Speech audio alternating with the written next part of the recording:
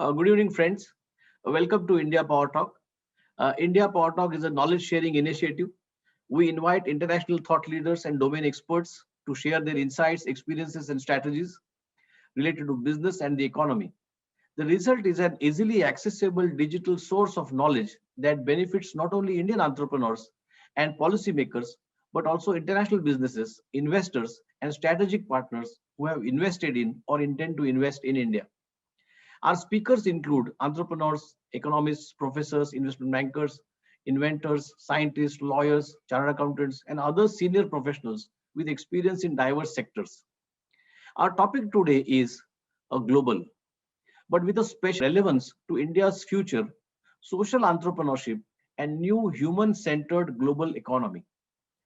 All over the world, the face of business is changing as entrepreneurs, investors, and incumbent companies increasingly recognize the transformational power of business to take on the challenges humankind faces. We are seeing a strong focus on social entrepreneurship, impact investments, and human transformation in new global economy. But before we move on to the talk itself, allow me to take a moment to unpack these terms. Social entrepreneurship, which is defined more or less narrowly in different countries, is a category of enterprise that defines the value it creates in terms of social and sustainability targets rather than by profit alone.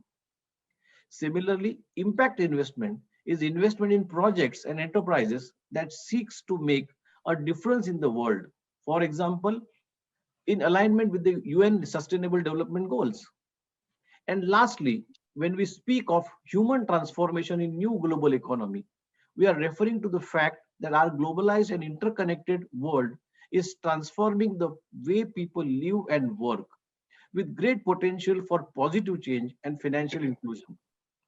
Our guest today has vast experience and knowledge in these areas.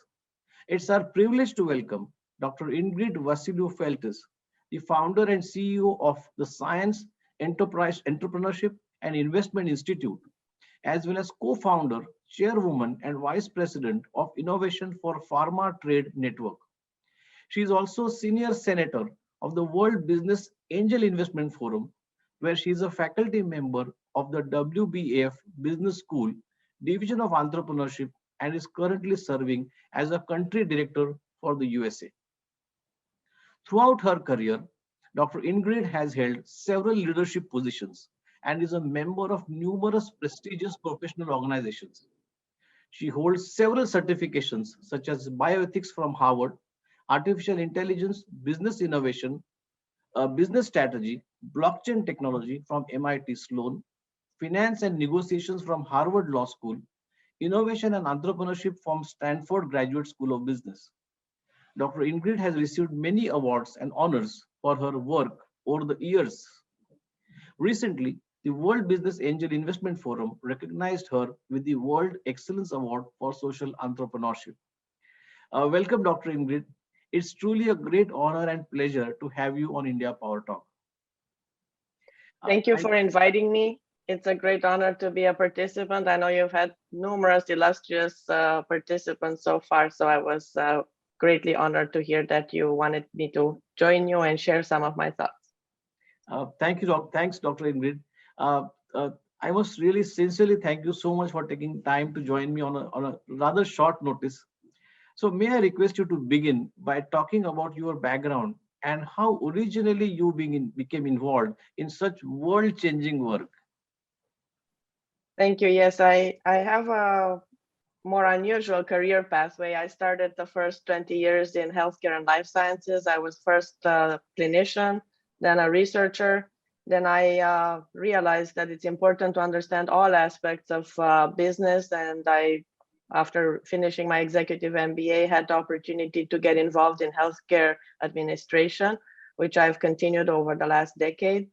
But more importantly, throughout this time, I realized that it was very important to also stay in tune with the latest technological advances, and that led to the multiple certifications you were so kind to share at the beginning. I felt it was essential in order to drive innovation, to stay up to speed with the latest advances to understand how technology can help us in healthcare and life sciences. And later on, I understood that it's important also to drive innovation, transformation, and the entrepreneurship ecosystem. As mentioned in the introduction, Dr. Ingrid, you are the founder and co-founder of two very interesting companies. Please, could you tell us about the Science, Entrepreneurship and Investment Institute and the Pharma Trade Network for our audience? Sure, thank you. The Institute for Science, Entrepreneurship and Investment was created because I truly believe in our vision, and that is that we aim to be the main catalyst for scientific and digitally driven entrepreneurship. That has been, as I mentioned, the hallmark of my career. And we aim to promote sustainable economic growth. Therefore, you see that we're involved internationally and work specifically with emerging markets such as Africa, India, LATAM. And our mission is to produce state-of-the-art knowledge sharing and educational resources, which is why I was so excited to come to your show, because I think our missions are aligned. And we also wish to be the premier data intelligence, data analytics, and data-driven decision support partner for all stakeholders in the entrepreneurial ecosystem. We have to work together if we aim to change the paradigm. Our ethos in the Institute is that we believe in education. That has been throughout my career something that I always believed in. Knowledge sharing, like I already mentioned. And it's been a passion of mine to have a social impact. I only get involved in large-scale projects that I feel have the opportunity to have global social impact. Then the Pharma Network, the Trade Pharma Network, there I have the opportunity to be a co-founder. Mm-hmm. And our team strongly believes that technological innovation combined with creativity can also make an immense difference in science and entrepreneurship around the world.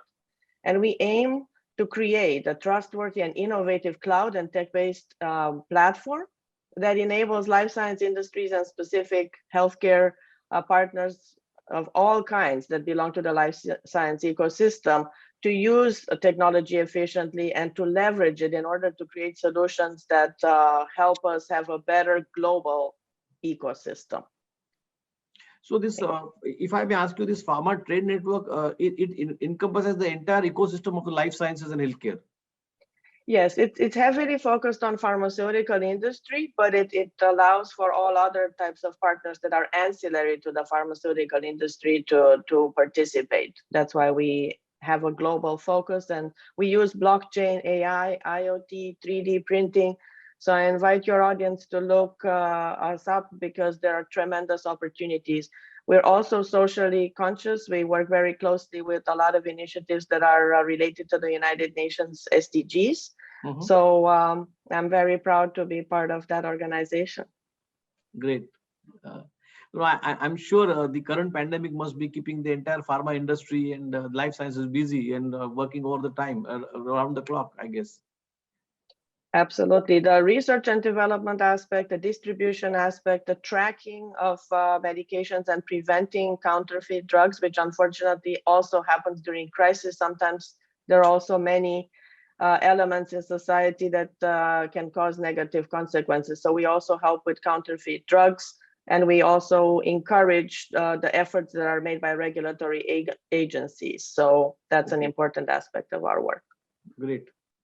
Dr. Ingrid, the term impact investment and social entrepreneurship are often interpreted in different ways in different parts, regions of the world. Now, what are your definitions and how do you see those two terms, impact investments and social entrepreneurship? Sure. That's a complex question, but I'll try to give our audience my perspective, how I've approached and how I understood it. They are two very important elements that try to solve a crucial problem that we have in our society, the social, cultural, and environmental aspects. It is, of course, understood that investment companies need to have revenue and need to show profit to their shareholders. But what impact investment focuses on is to provide a specific class of assets that is also aiming to help all these social, cultural, and environmental issues that we're struggling with, such as those outlined by the United Nations SDG agenda. Yeah. So impact investing is essential and complements social entrepreneurship, but it is an investment method.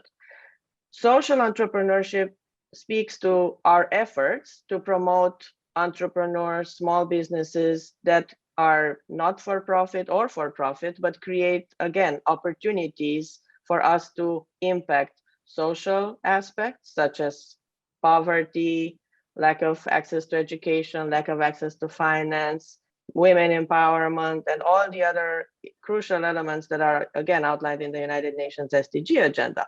So one is a social movement and an initiative in the entrepreneurship ecosystem. The other one, I see it as a section of the financial industry. Both, though, are like complementary, and Absolutely. I feel nicely intersect as a Venn diagram to yield what we aim to achieve, a better global entrepreneurship ecosystem that cares about the United Nations Davos agenda.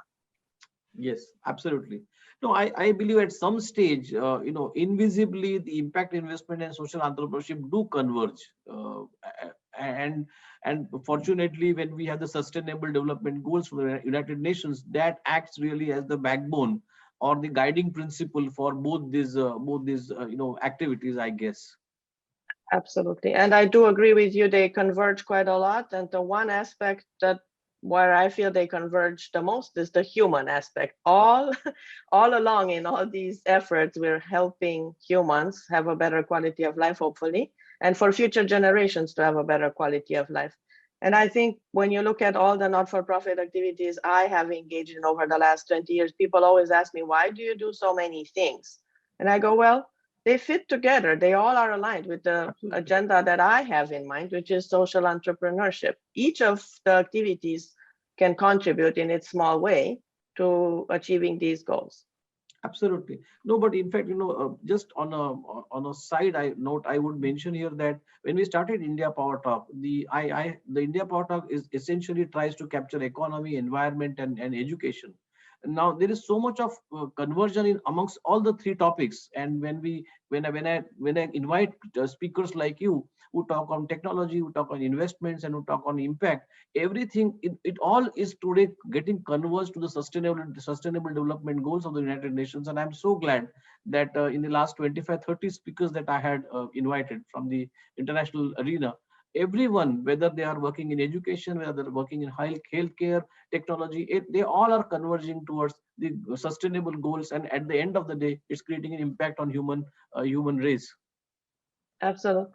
If I may add one more important element, Sure. I also believe that it is incumbent upon us, and we have a moral duty as a society to also track all these efforts, because I think we've made a lot of efforts to at least increase awareness, increase advocacy. Maybe in some countries even we have mandates now that require this type of impact investment, and that's great. But I think the next phase now, where we need to show that we really care and that we really mean it, is to have analytics that prove that we're truly impacting short and long term all these. It's not enough to just make a beautiful statement and say that we Absolutely. believe in it. Absolutely. So I think that's the part that I'm also working very closely with the consulting firm to develop not only the analytics, but also the KPIs. What are Yes. meaningful key performance Absolutely. indicators that companies can use and not-for-profit agencies, Yes. both. Both. And it's not so easy to choose the ideal ones, but we're working on it.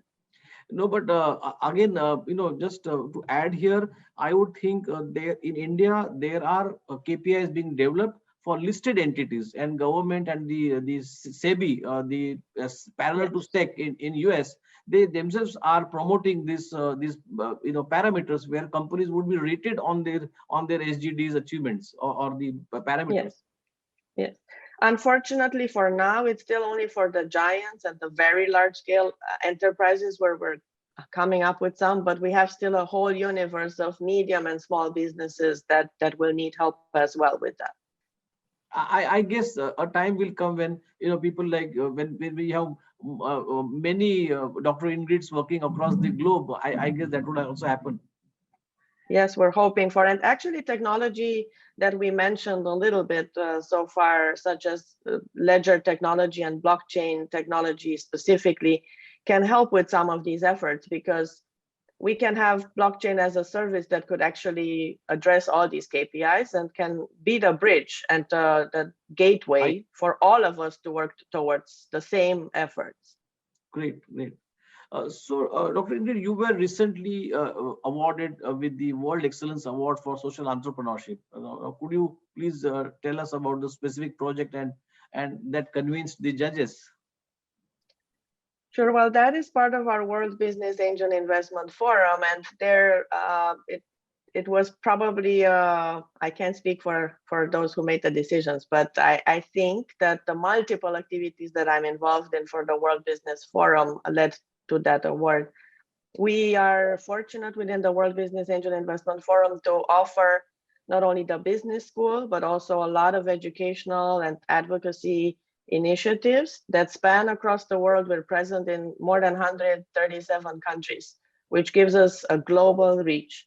We also have the Research Institute there that does important work, such as last year, we did a global survey on how the pandemic influenced women across the world that were business owners, small and medium business owners and women entrepreneurs.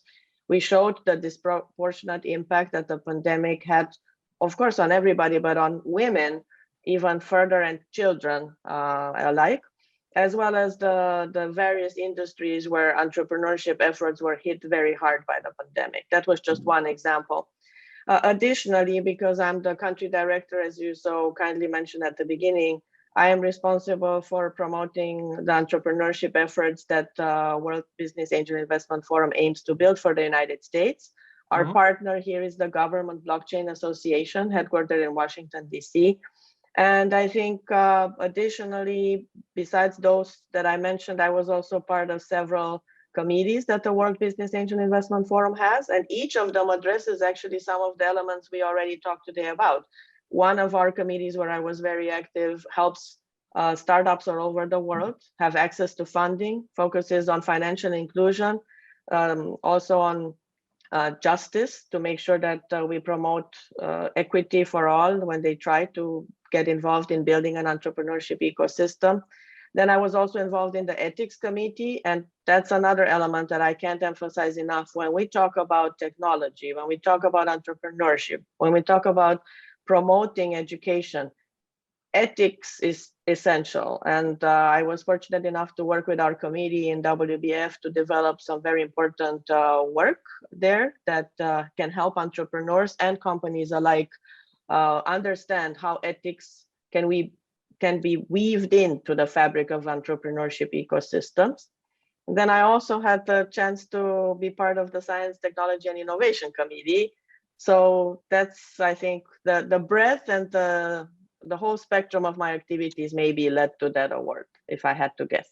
Yeah, no, it was a well-deserved, I must say, award. But before I move on to the next question, you mentioned about the survey that you did about women entrepreneurship who suffered the pandemic and the impact. Could you just slightly tell us, our audience, as to what was the survey and what was the outcome, some highlights of the survey? Sure.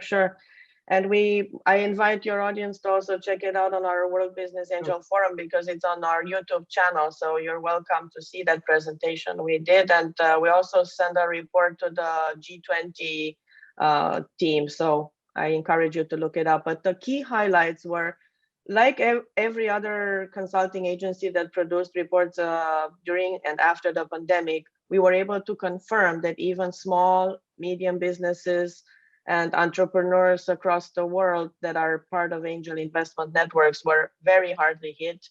We showed that certain industries were hit more than others, of course. But then the aspect that I previously mentioned that you want me to elaborate on is the part that women were more impacted than anybody else. And specifically, women owners had to take care of other family members. That was one major issue, that they became the pillar for many other elements that happened during the pandemic, such as taking care of family members, taking care of the children, and not only physically, but also becoming the primary educator for the children. So they pure and simple in the survey reference that there was no time for them to take care of their business anymore.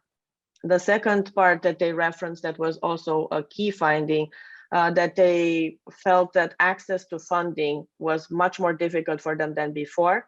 And I'm proud to say that based on that survey, World Business Forum Fund actually made a big decision to allocate 50% of our funds to women-owned businesses, which is essential. And I really feel that that's a big step compared to other organizations that just talk about it, but we actually took steps. So the third part that was evident in that survey is that women felt that they lacked some of the skills, the digital literacy and fluency that was so essential to survive in the pandemic. Absolutely. And they asked us for more access to training to have this kind of expertise and experience so that in this globalized, digitalized, hyper virtualized world, they can also succeed. Great, great. Did you see a difference in the woman owners in the Western world versus the emerging world? They were equally hit hard, but the proportion was different. So the percentage and the depth of financial difficulties was more, of course, prominent in emerging markets. But it also happened, there are very strong data sets for the United States equally, and in Europe as well. So no country was spared and no industry was completely spared of that impact. But definitely the proportion was significant in emerging markets. So is it no, once again, congratulations on the award, Dr. Ingrid, and you really deserved that award, and such a great work that you've done. So is it fair to say that both impact investment and social entrepreneurship are about harnessing the power of business to improve the world and make the global economy more human-centered? Now, how would you envision applying this thinking in India? Absolutely. I do believe that that's an accurate statement. And I do believe also India is a great continent, actually, and country to illustrate that. I've been involved with several organizations in India, and you have amazing entrepreneurship going on. But I also feel that you need the right support. So I've had the opportunity to work with the Global Council for Promotion of International Trade. It is an independent, not-for-profit, non-partisan research organization dedicated to strengthening prosperity and human welfare in the global economy. So we work with lots of startups that are women-owned or not women-owned. It's across the board and all industries.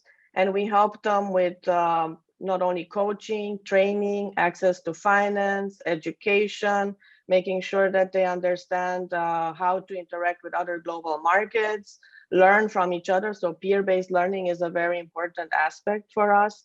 Of course, the general mission of the organization is to implement also major national strategies and promote foreign trade. So at a larger, higher level, we also encourage organizations from different countries to work with us and help the startups.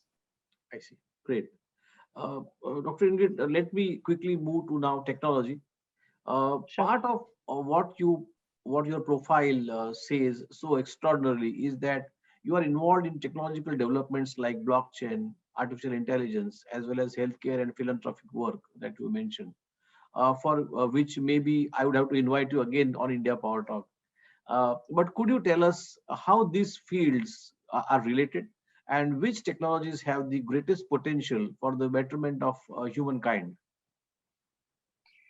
Yes, well, I think that has been one of my preferences, and I always emphasize that science-driven innovation, science-driven transformation, science-driven entrepreneurship, and science-driven efforts in general for social impact, I feel they're important because when we look through the history, technology has been a strong driver, and it can drive success in multiple industries. I think it can also drive education. It can drive careers. And I feel that that's one of the levers we actually can influence. There are many other things we can't influence so much, but I think science and technology, I always felt at least there are clear methods that we've been able to achieve the impact that we desire. So by working together with science and technology institutes across the world, academic centers, with startups and scale-ups and creating incubators and accelerators that are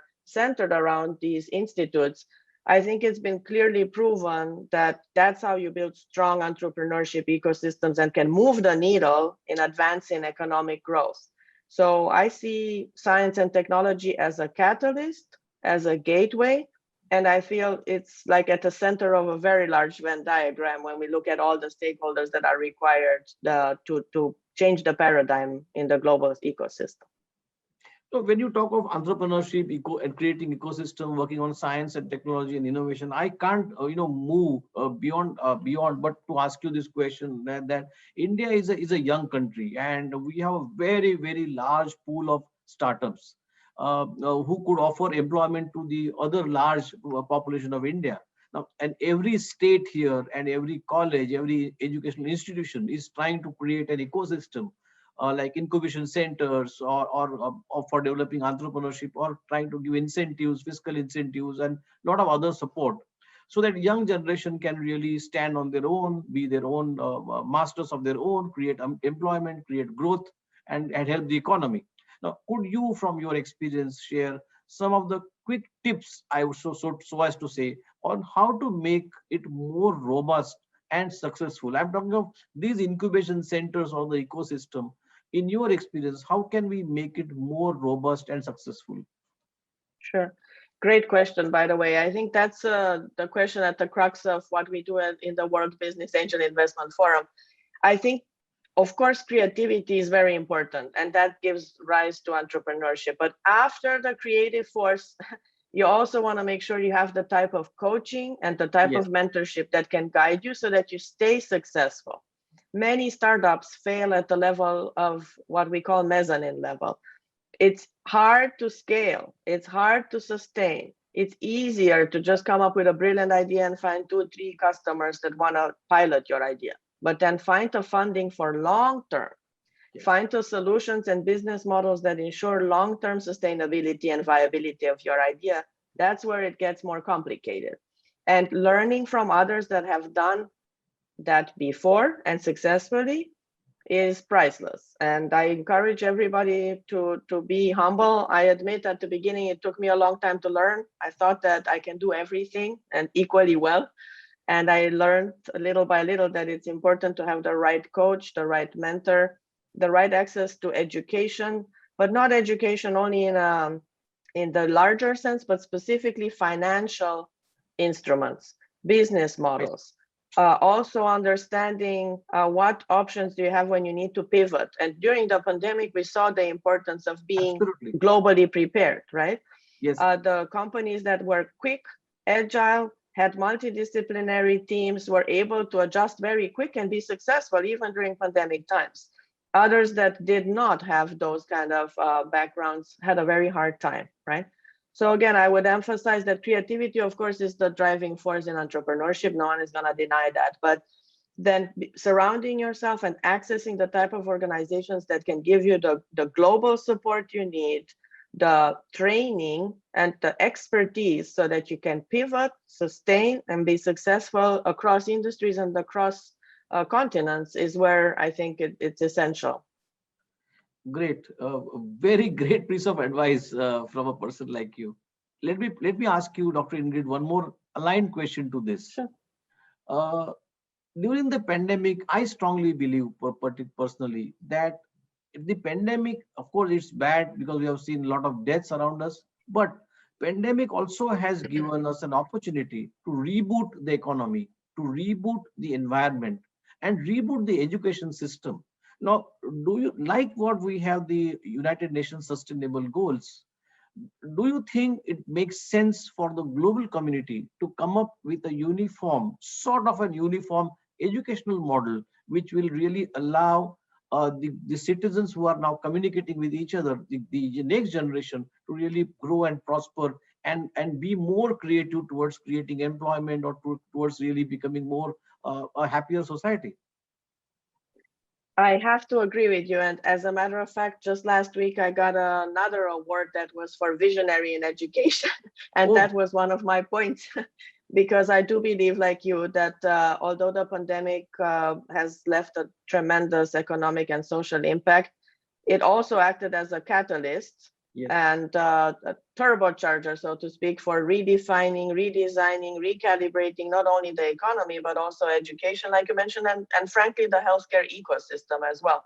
Yes. So not only do I believe that a novel global educational ecosystem would be helpful, I think it's an imperative, because if you look at the data that's very strong from the World Economic Forum, they predicted by 2030, more than, you can argue about the numbers, but all numbers show above 70%. We can say if it's 70 or 85, different sources say different numbers, but all of them are staggering, that jobs will be completely changed. Some will disappear, new ones will appear, many will be automated or digitized, at least partially. So we need to educate our future generations completely different than we've ever had. The pace is faster. No one has time to spend 8-9 years in an educational environment. There are tech companies that are taking over a lot of the education, such as Google, just giving certificates, which, by the way, not only give you the access to a job, but almost guarantee you the job when you're done. Yes. So completely changing the paradigm. And then we see that, unfortunately, that there are new skills evolving that we didn't even know existed before in this globalized, hyper-digitized environment. So I do agree with you. I also had the same opinion that the pandemic acted as the biggest chief innovation officer and chief informatics officer for healthcare and life sciences and for many other industries. So I absolutely think that some good things can come out of this if we maintain the momentum. If we drop our guard and do not learn from this one, then unfortunately, I think the same things can happen again. But I hope we do learn as a society and apply some of the elements that we saw can be successful. No. So you have my humble and very sincere invitation to you that very soon I will be inviting you again on how do we converge on education globally and have one agenda, or how can we standardize the curriculum which offers an opportunity to the next generation to really grow with the future of teacher technologies. I'll be happy to. I just recently gave a keynote on hybrid intelligence, how to augment human potential. And I think that could be a great starting point for our conversation, because I was touching exactly on that we have great human capital around the world, but if we don't upskill and reskill the workforce and future generations, it's going to be very difficult to survive in the digital era. Absolutely. And in India particularly, because we are the youngest country. Absolutely. And I can share, we didn't mention it, but I'm also honorary member of an online academy in India that focuses on law and technology, which is another important intersection. I think that is even a tougher one to crack than healthcare and education. Yes. But law and technology, it's essential for legal frameworks, regulatory guidelines, policy to catch up with technology so that we can actually make these changes. I cannot agree more with you. I am a corporate lawyer, and every day when I do collaborations and joint ventures on global front, I see the decision makers, how they struggle to understand technologies. I see their struggle in integrating technologies or having meaningful or legally enforceable contracts on multiple layers of technology. And I can only endorse what you are saying, that the healthcare may be the easiest quick fix, but the law and the regulatory framework, fixing them for the future technologies is going to be a very, very tough job. So Dr. Ingrid, you are truly outstanding a role model for people wishing to make a difference in the world, if I may say. And I think especially for girls and young women, what advice would you give to the women of all ages, and particularly of India or from the emerging economies? Well, I was asked that question also a few months ago when I had the opportunity also to be honored by an organization originating in India for a Woman Award that was for women in innovation and technology. So I would encourage women and girls to, number one, believe in themselves and don't listen to anybody that can tell you something can't be done. Because I was told many times that I can't do 99.9% of the things that I'm doing now, constantly. So believe in yourself, do what you think you need to do, get the coaching and mentorship. That is absolutely true. But keep with your idea, your passion, your beliefs, and go for it. The second one I would say that's equally important is keep your integrity and find your own path. So getting coaching and mentoring on science or technology or business is one, but you have to keep your integrity and develop your own type of personality and persona in business as well as in your personal life, of course. But in business, it's also important not to confuse coaching and mentoring for business with completely getting lost and trying to copy other people's path. That's not going to work. If you want long-term success, you need to find your own personal journey. And then the third one, I would say always strive to excel in everything you do, no matter what you do. I always joke that it doesn't matter if you like to put stickers on the wall, but you need to excel at that. You need to be the best. Because if you wake up every day and want to just be mediocre or just good enough, I don't think that's going to work for long-term success. And that's how you, I feel, can strive to impact other people's lives as well when you strive for excellence. Dr. Ingrid, thank you so much. And there's so much to listen from you, but with the time constraints, we'll have to, I guess, stop here. So, Dr. Ingrid, thank you very much for your valuable time and insights. It has been a great pleasure talking to you. I would Likewise. thank you, Doctor. I would also like to thank the Wadhwani Foundation, Indo-American Chamber of Commerce, as well as the Indian Chamber of Commerce, LawSeco, and the India SME Accelerator Network. Let me conclude with a humble prayer to the Almighty to bestow mankind the right spirit to fight the coronavirus and help restore peace, prosperity, and well-being.